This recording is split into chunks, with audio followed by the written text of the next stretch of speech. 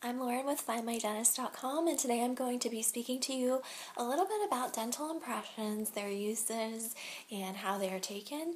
There's a lot of patient anxiety that surrounds the topic of dental impressions, and for that reason, I'd like to clarify how they're done and sort of elaborate that they are a beneficial tool for us to get an accurate picture of the teeth. Dental impressions are non-toxic, they are safe, they're performed by various dental professionals, sometimes the dentist themselves, sometimes the assistant, the hygienist, and even certain other office members who are trained in taking impressions will take the dental impressions when the office is very busy. Dental impression is technically a negative depiction of the teeth until it is poured up in a lab with dental plaster, ceramic, or stone, at which point it is a positive depiction of the teeth and can be used to fabricate various appliances that I'll be talking about shortly. A dental impression is usually taken with either a plastic or a metal tray, and it's taken so that each arch is casted separately. A lot of times the most commonly used dental impression material in an office is an alginate mix called a hydrocolloid. It is color changing, which allows the dental professional to know when it has set.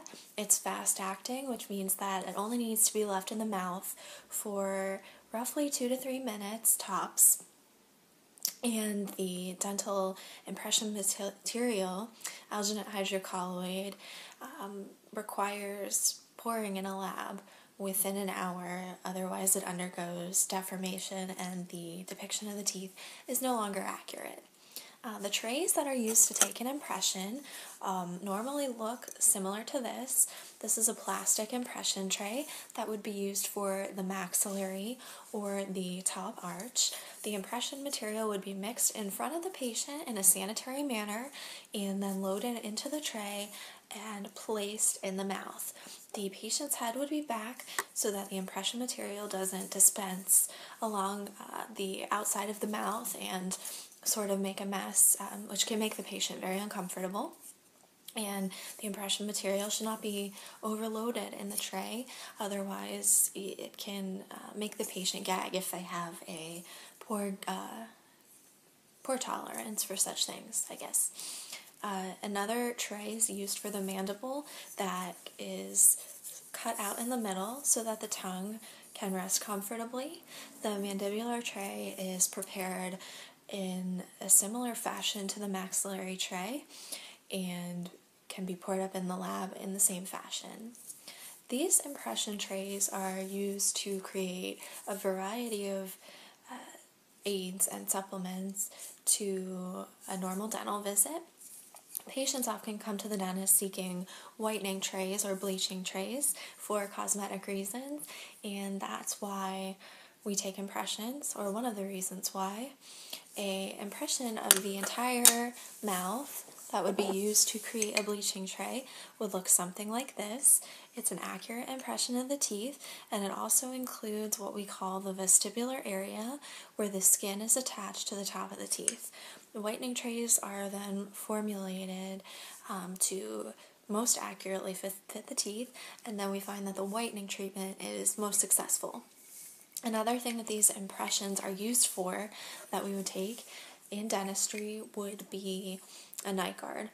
Night guards are recommended to most patients who grind their teeth at night because grinding the teeth is very detrimental to the condition of the enamel on the outer surface of the teeth, and once that enamel is gone, the teeth become more sensitive. So we would take this impression to create a custom night guard for the patient that would fit them comfortably while they're sleeping and allow them to breathe well. This night guard would also fit safely and securely for that patient. Dental impressions of individual teeth can also be taken to create custom fillings for the teeth and also to create crowns, which is sort of a different procedure that does not involve a tray, but is still a negative representation of the teeth that needs to be poured in the lab. I'm Lauren for FindMyDentist.com, and this has been some uses and the procedure of making an alginate impression tray. Thank you very much.